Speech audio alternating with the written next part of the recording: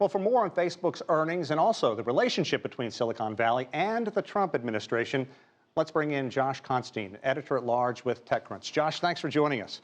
Yeah, thanks for having me. Let's talk about today's earnings report for Facebook. It's riding an impressive 5-quarter earnings and revenue beat streak, but investors are eager to see how management plans to tide over the slowed newsfeed ad growth that's coming in mid-2017. Yeah, Facebook is expected to basically run out of ad space, which, putting more ads in has helped it to continually grow its revenue, and that's slowing a little bit at this point. But remarkably, Facebook is now earning over $19 per user in the US and Canada, and that's because it's getting people to watch long video ads, which are a lot more lucrative, and it's also employing better and better targeting to make sure each of those ads are for things people actually want to buy. So it's managing to offset that, and that's why its stock is actually a little bit up today after earnings. Josh, it's interesting that so many people were actually down on that stock when it first went public, and now it continues to do well. Meanwhile, the elephant in Silicon Valley right now is President Trump's travel ban. He doesn't like that word, but it is a travel ban. What kind of reaction are we seeing from Facebook executives specifically? Facebook's CEO and COO, Mark Zuckerberg and Sheryl Sandberg, have both spoken out vehemently against the travel ban, not only because it goes against the values of Silicon Valley, of inclusiveness, but it's also just problematic for these businesses. They rely on foreign high-skilled talent, and some of these companies like Facebook and Google had employees trapped overseas because of the ban, just because they were on vacation or visiting families. And so, Silicon Valley had really, over the last few months since the election of Trump, tried to figure out ways that it could work with the administration to minimize the disruption of its businesses.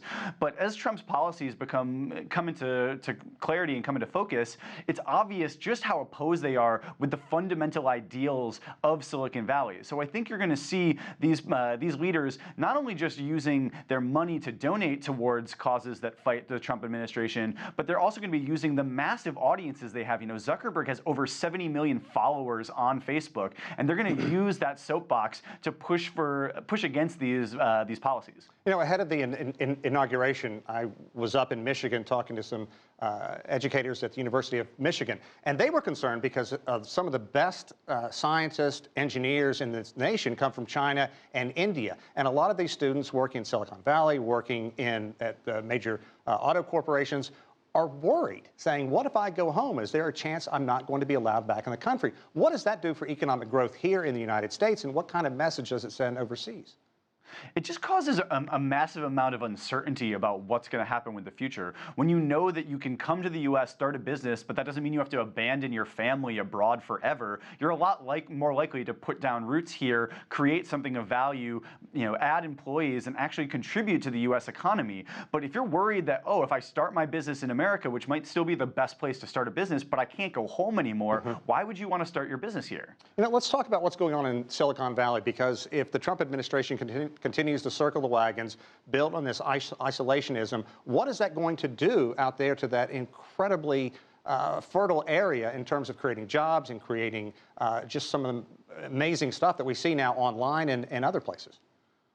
I think Silicon Valley is going to still work just as hard, and they're going to find ways around it. There's already been talk in Silicon Valley of finding ways to house these international employees in Canada, where there may be easier times getting people back and forth from some of the banned countries. So Silicon Valley is already exploring innovative ways to get around the travel ban. But long term, there's still a lot of opportunity for remote work. The tools for doing work remotely, like video chat, are getting better and better. So it's becoming less problematic that employees might not necessarily be able to be here. But still, what I really think we're going to see from Silicon Valley is it not just putting its money where its mouth is, but putting its platforms where its mouth is.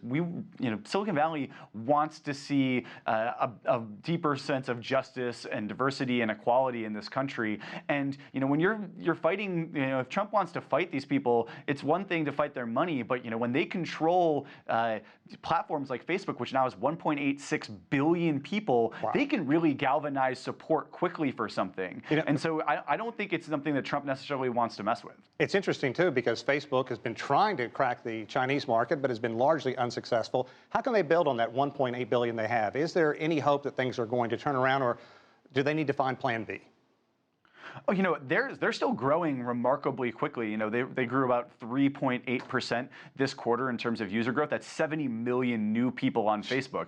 In the US and Canada, where it's been so popular for so long, it only added 2 million users. But in countries like Brazil and India, there's still massive green fields for them to expand into. And that's why Facebook is also working on initiatives like internet.org, where it's providing free internet access beamed down from satellites and drones in order to get people in remote areas onto the internet and therefore onto Facebook and eventually seeing their ads. So it's figured out a way to align its philanthropic and philosophical interests in terms of its mission of connecting everyone in the world with its business model, because once you connect those people to the internet, they inevitably become Facebook users and Facebook ad viewers.